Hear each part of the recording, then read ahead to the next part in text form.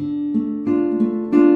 everyone, this is Judy, and as promised, here's my video on coloring meditations. I like to think of myself as a creative person. I can honestly spend hours on the arts, either exploring arts in museums or making crafts at home. So I'm thinking about sharing my DIYs and crafts as another way of sharing my meditation practice, as well as a way of connecting to you guys. If this sounds like something you'd be interested in, please subscribe and comment below. First things first, choose a quiet location away from distractions. If you're watching TV or on your smartphone and trying to finish a coloring page, it's not really tapping into that meditative energy that we want. Tip number 2, make sure you aren't working with a dull sharpener. Things that can lead to broken supplies include a dull sharpener, as well as poor quality supplies to begin with. This one is a high quality Prismacolor, so it was super upsetting to see this happen. A good sharpener will create long, beautiful, unbroken curls. Number 3, choose families of colors for aesthetic appeal when coloring a single page. Mixing pastels with neon and primary colors, just bleh. If you're thinking that coloring isn't your thing, there are literally tons of books that you can choose from. I like Anatomy in cities, but bookstores offer everything.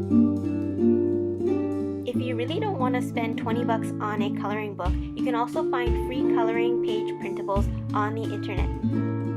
I thought supercoloring.com was awesome because it's got a whole bunch of famous paintings. I've included the link below, as well as the other resources I've used for this video, in case you wanted to find all the stuff that I have.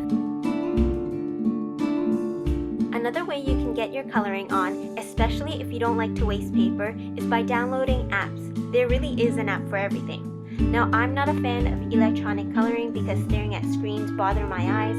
I don't read books off monitors, and I do a lot of planning on scrap paper. But that's just me. If you're into devices and you're into technology, go for it. Try out different art materials if you ever get a chance. It makes things super fun when you're blending pastels or turning your pencil crayon pages into watercolor pages. Play around with coloring from the tip of your pencil crayon, or choose a softer stroke by angling the pencil crayon. You can also play around with applying more or less pressure to create different intensities of color. Coloring in one direction and then in the opposite direction right on top will make a nice cross-hatching effect. Again, play with softening the strokes and using more aggressive strokes, just to see the difference.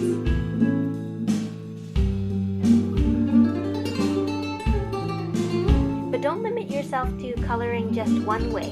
The texture changes when you change the way you color. Similar to how we colored as kids, use circular motions to create another type of texture. You can fill the whole space with your circles or leave some white space. Use dots to fill up a space or any pattern that you like.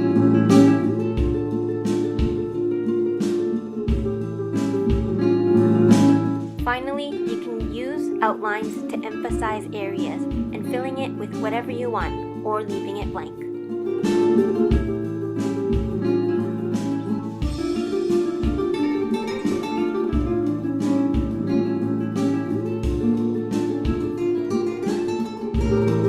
Here's a page that I did from Secret Tokyo. It's using just one pencil crayon. That's all for now. Thanks for watching, and please remember to subscribe and like.